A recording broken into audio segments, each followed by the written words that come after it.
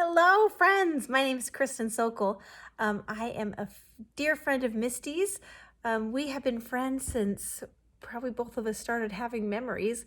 We used to ride banana seat bikes together around the church parking lot. And Misty, if you didn't already know this, is highly, highly intelligent. She tutored me all the way through high school and college. We were roommates together, and that was really fun. And I think we're probably soulmates. So anyway, I'm really glad to be here and to share this story with you. Misty knows that I am a passionate maker of Jello. That's a thing that people still appreciate. I make a Jello mold just about every year for Thanksgiving, a layered Jello, and my record to date is 22 layers. 22 layers of Jello, which is a lot of work like it might sound, but I love to do it. It's so much fun. It's not fun. It's tedious, but it's beautiful and it's worth it. Everybody's really impressed. So Misty asked me to tell you just a little bit about what that is like, and so I'm going to share just a bit of info with you about Jello making. So whether you care or not, here it goes.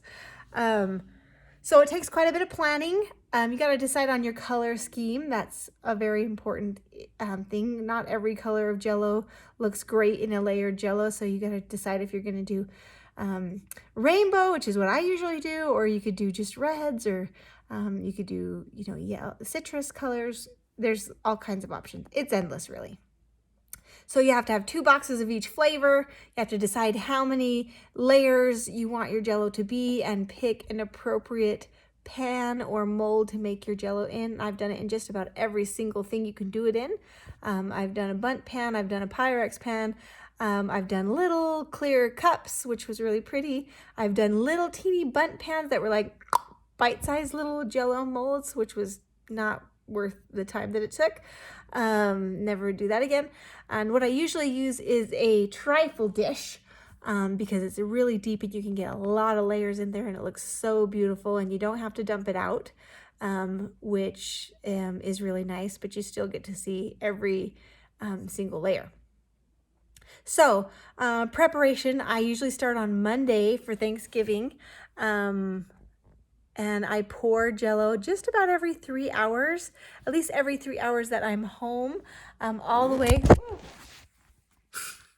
sorry about that, all the way through Thanksgiving morning. I try not to do a layer on Thanksgiving morning, but most years I end up needing just one more. Anyway, so I boil the water in the microwave and mix the Jello in a glass Pyrex measuring cup.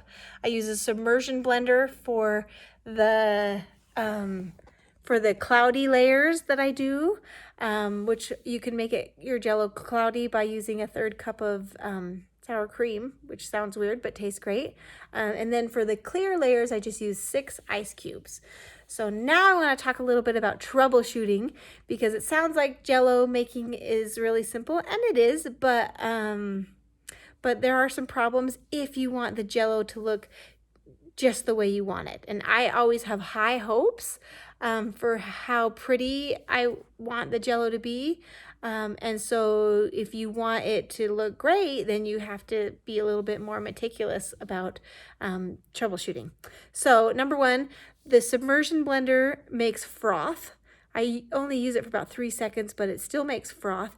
And so you have to kind of skim that froth off the top of the measuring cup before you pour it down into your mold or your trifle dish or whatever you're using, because the froth doesn't look as pretty around the edge of the Jello. Does that make sense?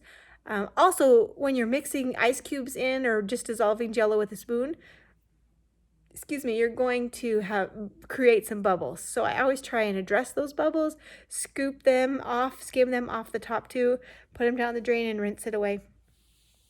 Because when you pour the Jello in the mold, those bubbles will stay. They usually migrate to the edge, and then instead of having a nice flat even edge, you have bubbles. And they bother you. So if you don't want those, you have to address them. So you either skip them off the top or just kind of pop them, or anyway, they need to be addressed. You have to manage the temperature of the Jello. If you have boiled the water hotter than 212 degrees, sometimes when you boil in the microwave, you don't really have as good a control, and water will get hotter, and then when you melt the ice, the Jello is still rather hot, and when you pour, you might melt the layer below. So you really have to just make sure the temperature is right before you pour, or you're gonna destroy the layer below. Like all the layers impact each other.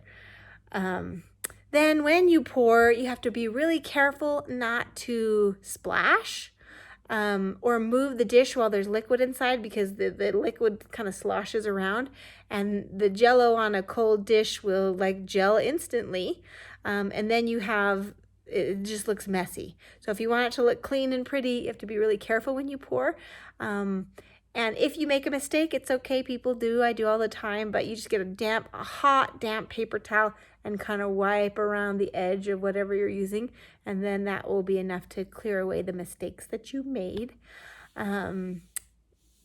Let's see. You want to make sure that the dish is level in your fridge, because sometimes you get a crumb under there if your fridge isn't perfectly clean, like mine usually isn't.